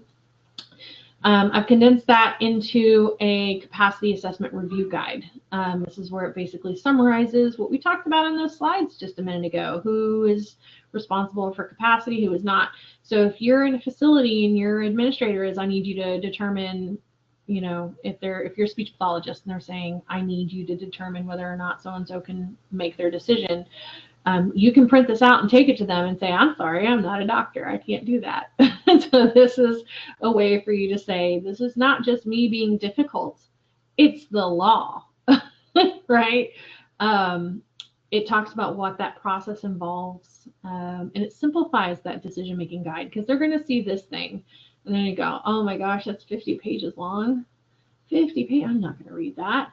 But this one is 3 pages long. So they're more likely to actually read that one, okay? So that's just a little capacity summary guide that I made for you. Again, that's available for free. We also have an informed consent process checklist, because I know what I just told you about the informed consent process was a lot. I fire hosed you with information on how it should go. And if you're not familiar with this process and you haven't done it 100 times, then you're probably thinking, what if I miss a step and I could get myself sued? That's where my brain goes, because I have anxiety. So I created this checklist, this sort of step-by-step guide through thinking through the informed consent process. Again, it's a process, not a document. There is a document, there is documentation involved, whether you use my document or whatever your facility's document is that you prefer or are told to use. But the process remains the same, okay? So there's the, I broke it down into things you do before the meeting with the patient, things you do during the meeting, and then things you do after the meeting. And then I included a whole bunch of suggested readings. So these are all just different articles and resources that I have found very informational over the years. With regards to shared decision making and informed consent.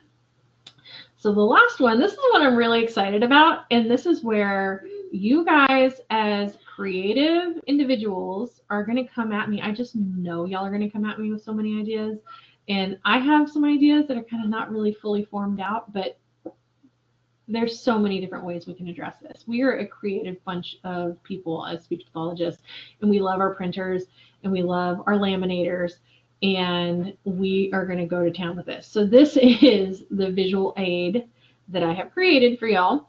It is one visual aid. It is not the visual aid. I mean, it is the one because it's the only one I know of right now for this topic. But is it the right one for your patient? Maybe not.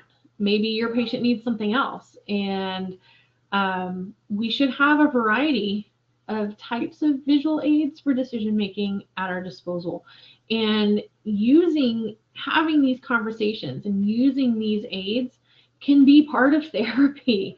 That is part of like what we do. So yes, exercises is important, but also seeing the person for who they are and making sure that we are helping them facilitate good decisions is really important as well. And I would love to see more decision aids made for different interventions besides texture modified diets, right?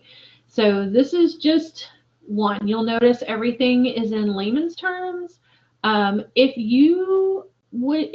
anyone in the crowd is watching and is fluent in another language and would love to help me translate this, I would love that, and I would 100% put it on the Dysphagia Outreach Project website for free. So languages, we need more languages of it. We need more different styles of visual aids. So if there's a specific style you think may work better for certain patients and you have an idea for that, bring it. Let's do this. We are an amazing, empowered community who care a lot about our patients. And I think it just sometimes takes someone to get the ball rolling for the momentum of the crowd to take over. So we are going to do amazing things with this. And if you want something shared, we'll share it. But yeah, so this is one of the decision V1 right now. We'll make more. We're going to make more. Anyways, so there's this.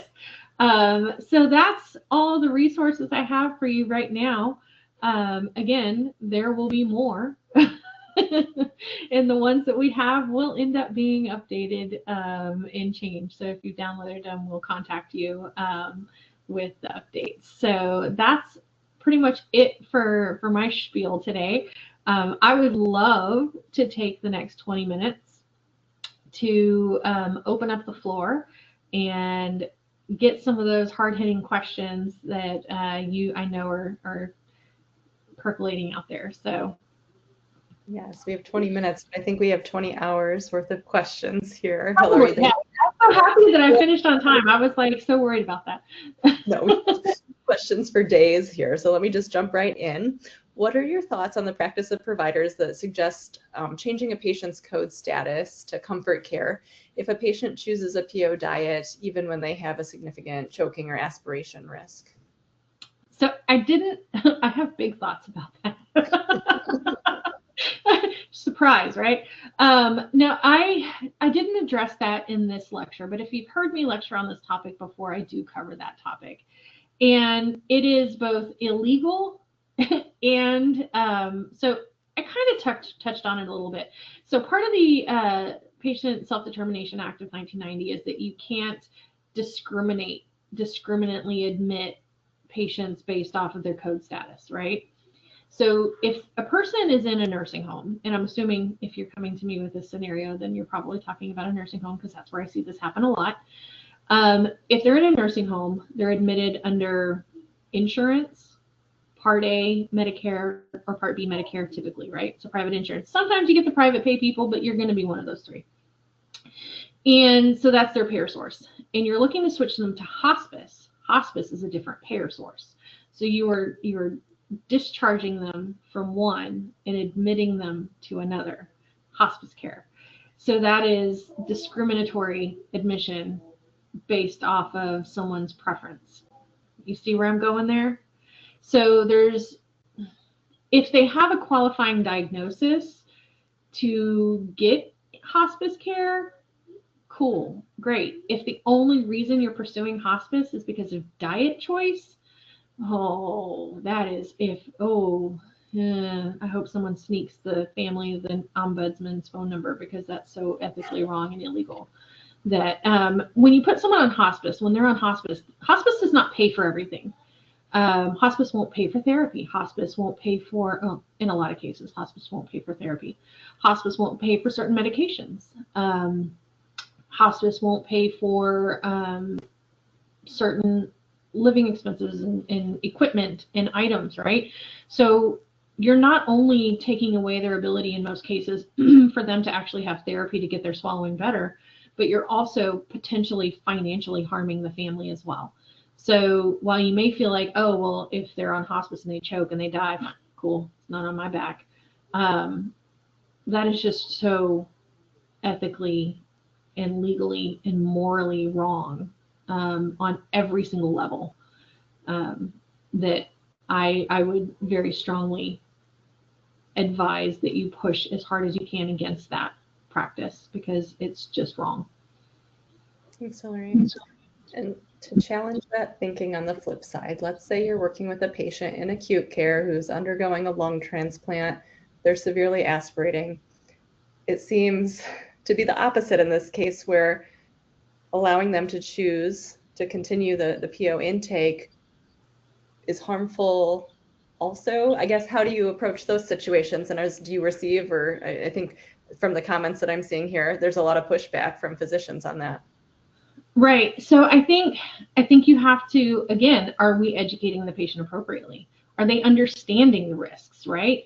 So are we presenting the information in a way that the patient can comprehend it in the context of their greater healthcare issues? So, right, we're assuming that if they've had a lung transplant, that they have consented to that lung transplant, that they want that lung transplant to be able to survive.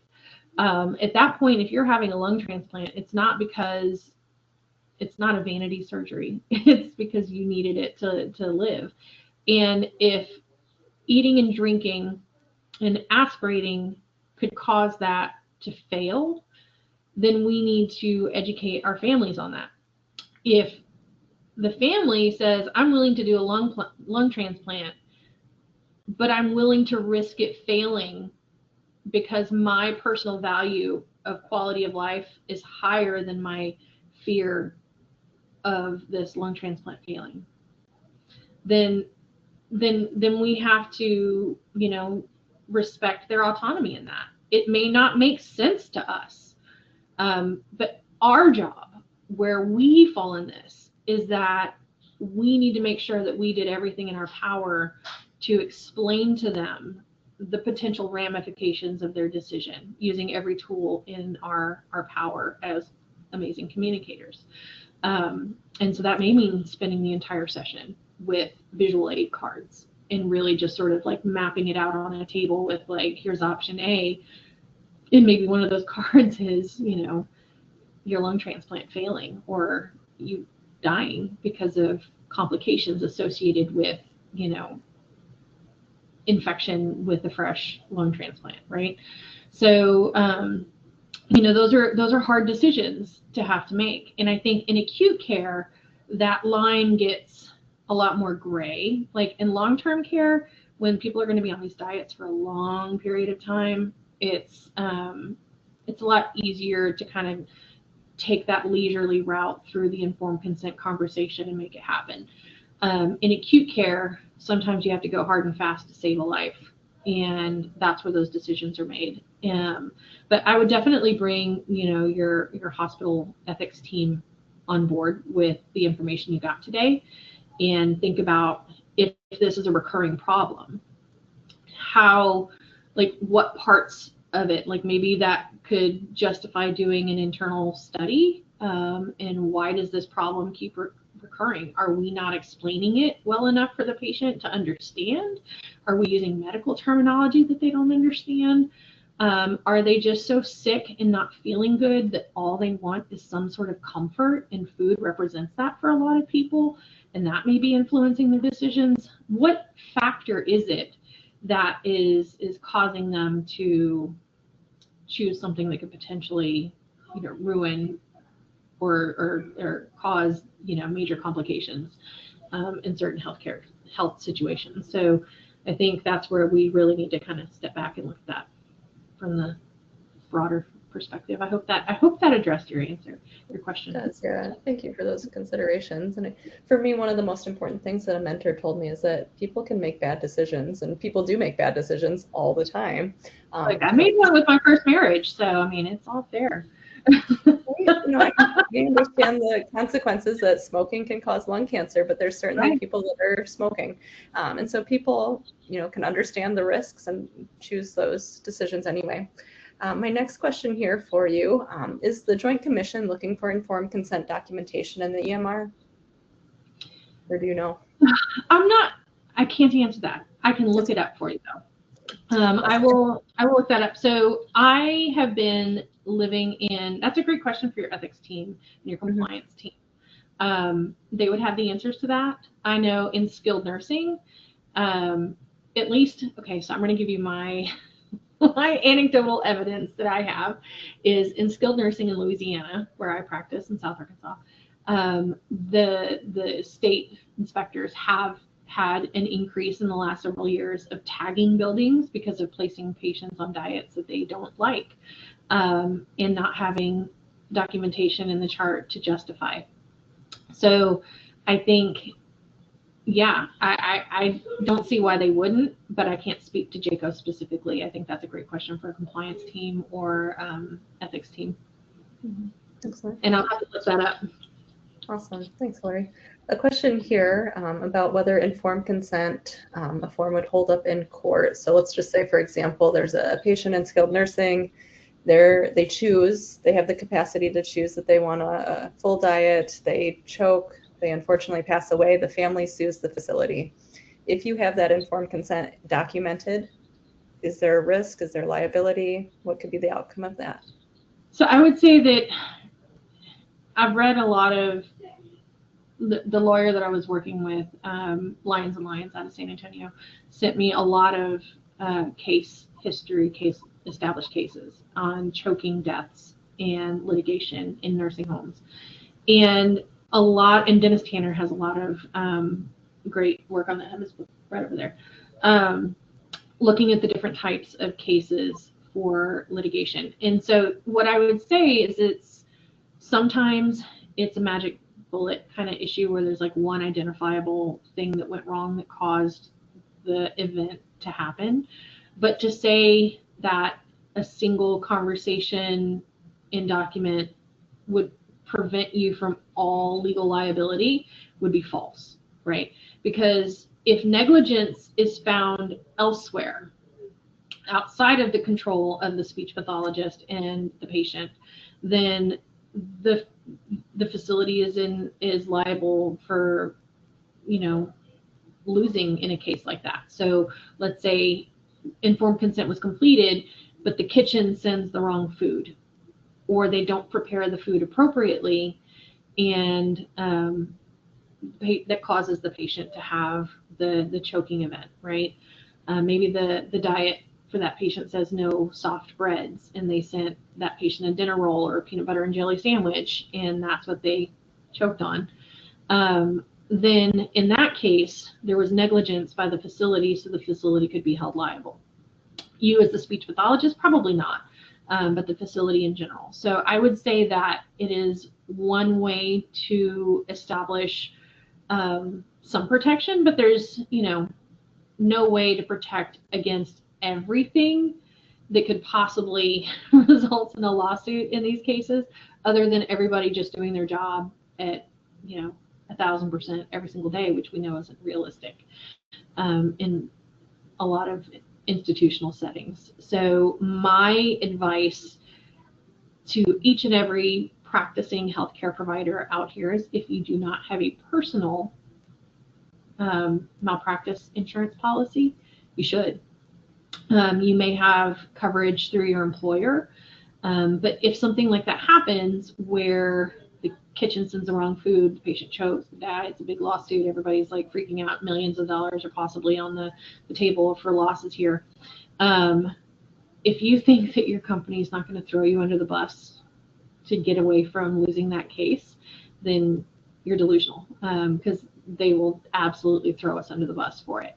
And so you should always carry your own separate, private, individual liability policy to protect yourself first and foremost. It's that whole put your oxygen mask on before you help others. So always make sure that you are practicing to the highest ethical standards and legal standards of our profession, and that you protect yourself with insurance appropriately. So if things outside of our influence come in that result in litigation, or as protected as we can be, you'll have a lawyer who's paid for by your malpractice insurance to represent you, not the company that you work for. Thank you. Question here about the informed consent. Where would you recommend the forms be kept, especially if a patient is transferring to different facilities? So this is where, don't even get me going about our health record system. So I would say if they have an informed consent and they're going to be transferred from one building to another, it should go in the same place that their advance directive goes. If they have a durable power of attorney, stick it in the folder with that. The original copy on file with the building that you're in needs to be filed in the EMR, but a copy of it can be given to the patient. I put that in the informed consent checklist, by the way, on what to do with the filing of the documentation after everything. So the original goes in the chart or the EMR, and then the patient gets a copy of it, and I would have them put it with their important legal documents. And again, if they change their mind, if the patient's status change, then that document may not be relevant anymore. It's because people's health is like a shifting, fluctuating kind of thing. Like, unless it's a durable power of attorney, which emphasizes durability through all the ups and downs of healthcare and aging and everything else, life changes that can become coming at you. Durable power of attorney means despite all of that, this is in essence what is going to happen. It's stable, it's consistent, right? So unless it's codified in their advance directive or in, by their durable power of attorney, just understand that informed consent documents may frequently need to be updated as the patient's condition changes. And expecting one that was filed 3 years ago to still be effective is, it may be relevant in some cases, but it might not. Mm-hmm. And in this situation, I have another question here. Let's say somebody is frequently readmitted to the hospital for aspiration pneumonia. They know their risks. They know the different options. They're choosing a diet where they're aspirating. Is it still appropriate for us to see them every time they're readmitted to make sure that they're still on the same page? What are your thoughts on that? 100% yes. Yes. Yes. So again, not treating someone because of their choices is discriminatory and unethical. So yes, we may be internally, not externally again, because we have to present as neutral and unbiased and non-coercive, right? But internally, we may be rolling our eyes super hard because that's not the choice we would make. That's not the choice I would make. But who are we to judge somebody else's beliefs and values and goals? Maybe they're perfectly fine getting, I don't know, the occasional pneumonia, as long as they get to have their ice cream sandwich every night. Like that's their risk to benefit ratio, and they're okay with that. Our job is like, hey, I see you're back again, my frequent flyer friend. Check in. Are we still good? Or is this 7th pneumonia the one that makes you want to change? Are you still good? No, we're good. Okay, cool. Just documenting everything else. And then we go about our day. I have found personally, on that note, in these cases where, the patient does something that I personally wouldn't agree with, going through the informed consent process, documenting it, and then sort of, like moving along, is liberating. It is freeing to not have to make that choice for people. Do you know how liberating it is to not have to go to bed and say, did I choose right for my patient? Mm-hmm. Did I pick the right diet on that modified? Yeah. Like, those were things that happened early in my career where I would freak out and I would be like, did I make the right choice for my patient today? And when you shift that thinking away from centering yourself to centering the patient, it is liberating. It is freeing. It takes so much stress off your shoulders as a clinician. And instead of thinking, did I make the right choice for that patient times 8 times how many days a week times, right? Mm-hmm. That's a lot of stress. Instead thinking, did I make sure that patient understood? Yeah, I did. Cool. Job done. Job well done, right? I don't have to make that choice. That's not my choice to make. It is liberating, it is freeing, it is it's a beautiful thing, actually, if you think about it, that we're just facilitating our patients being autonomous, independent human beings. And how beautiful is that? Yeah, it's very empowering for patients, I think, to have, when you're in the hospital, there's so much that's out of your control, and to have that voice. And for us as well, like on the flip side of it, watching someone, just have autonomy and doing their thing. I have purple hair.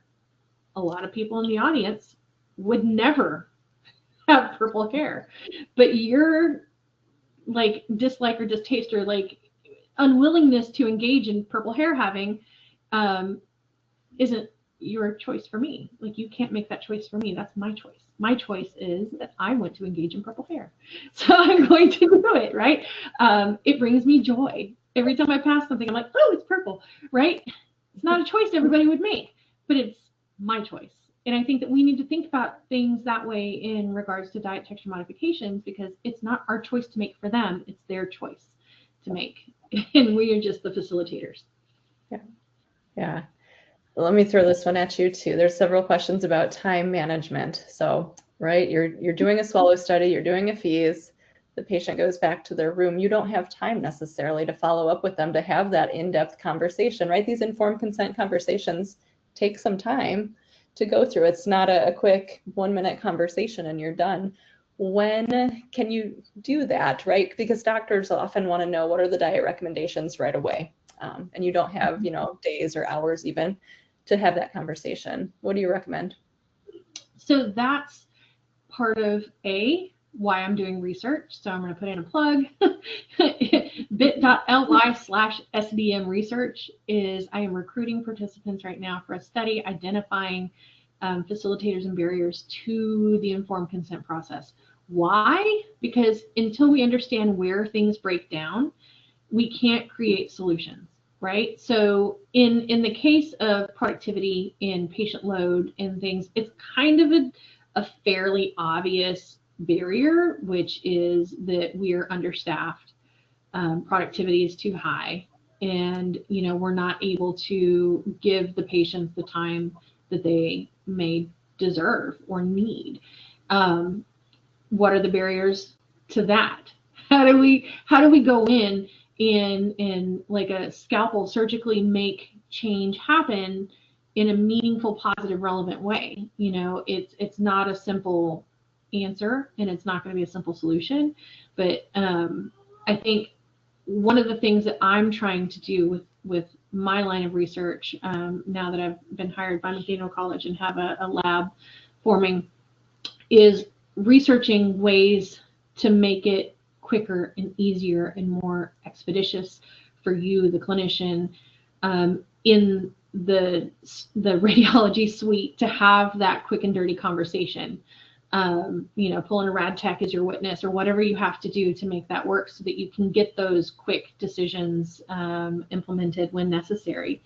And a lot of that is going to be facilitating you guys with tools like the decision aids and the templates and things, which there's going to be more that need to come. So if there's other tools that you find that you need, communicate them so that we can make them for you. Like, I think we just need to figure out novel and out-of-the-box ways to address the 50,000 elephants in the room, and that is going to sadly take some time and some research and some effort, but that's one of the lines of research that I'm going to be pursuing. And Hillary, thank you for initiating that research. It's important. And I want to just remind people that I will share a link after this email so that you can go and find all of those resources that Hillary has developed. I think we found some translators for you on the call too, so I'll send them your way. And just some clarification, if you're dialing into this webinar from a phone, if you're using it through the app, I don't need your email. There's only a handful of people that are calling from like a landline into this webinar. So if that's you, if you're calling from a landline into the webinar, feel free to shoot me an email so that I can send you the survey. After this webinar ends, I will send you an email that includes the links and the links to a survey. It's required to fill out the survey by December 8th in order to receive your ASHA CEU credit. Before we end, Hillary, I want to give you a chance to brag about the Dysphagia Outreach Project. We have a question. Are you accepting donations of tube feeding formula, and how else can people get involved in that? So absolutely, we are conditionally accepting donations of tube feeding formula. So if you have some, email me first before you send it to me, because I want to make sure that we have someone that it can go to, or that I can identify someone that it can go to first. It costs a lot to ship feeding tube formula, so I don't want to ship it if I don't have someone that I can send it to. If you're interested in volunteering, I gave my email. It's team@dysphagiaoutreach.org. So if you have any interest at all in volunteering or ideas for a resource or any of that, we will absolutely love to hear from you. And you can also visit our website, which I'm sure you've been on because you've downloaded all the cool resources I've given you. Explore the website, and we're about to move the entire food bank operation to Maryland, which is going to be exciting. And we're going to be housed on the McDaniel College campus, which is going to be amazing. But with that, we will definitely need some support financially to help us retrofit our new facility to accommodate our needs. So our hopes is to be able to expand into accepting and distributing frozen pre-pureed foods, but that's going to require some significant capital to be able to do that. We would also like to help with larger durable medical equipment. Again, that's going to require capital. So dysphagiaoutreach.org/donate, or donate to the little linky-do that Elizabeth put in the beginning, and then you win-win. You get to help two great organizations with your donations. So I'll include just the email too. Right, putting it out there. Our Dysphagia Outreach Project is 100% volunteer run. All the hundreds of hours I've put into this webinar and the resources that I created was all done unpaid. And we will continue. That is our vision and our mission, to the extent, unless we become like some crazy giant huge organization, to continue volunteer work. So 100% of your donations do go straight to operational expenses like shipping, and mostly shipping. shipping and shipping Shipping is expensive. shipping. That's, if you look at our purchases, it's like stamps.com, stamps.com, stamps.com, tape, stamps.com. So that's what we're spending money on. Hillary, thank you for all that you are doing for the dysphagia community. It is hours of work for volunteering to do this webinar. Absolutely amazing and fantastic. Tons of positive feedback already in the comments in the question section here. I'll share that with you. Thank you everybody for joining us. I will send out this email within the next hour because we have so many people on the call. It may take just a short while for the emails to get sent out. But contact me if you don't get the email survey by the end of the night. And with that, have a happy holiday season. Thank you for joining us. This is our final TAD Talk of the year, and we hope to see you back next year. Thank you again, Hillary. Take care, everybody. I am so happy that we got to collaborate. So I hope we get to do it again. Yeah, it was so wonderful. Thank you. Thank you so much. Bye. Thank you all for coming.